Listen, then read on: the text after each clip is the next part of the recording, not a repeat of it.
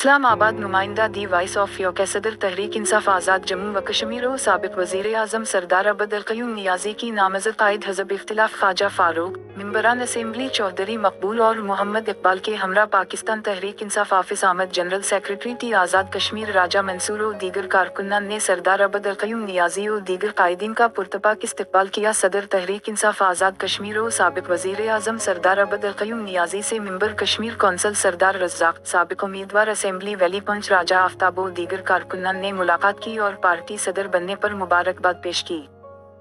इस मौका पर मरकज़ी क़यादत का कहना था जल्द पार्टी को ग्रास रूट लेवल पर मुनज़्ज़म करेंगे, मेहनती, नज़रियाती और मुतहर्रिक कारकुनान का आगे लेकर आएंगे।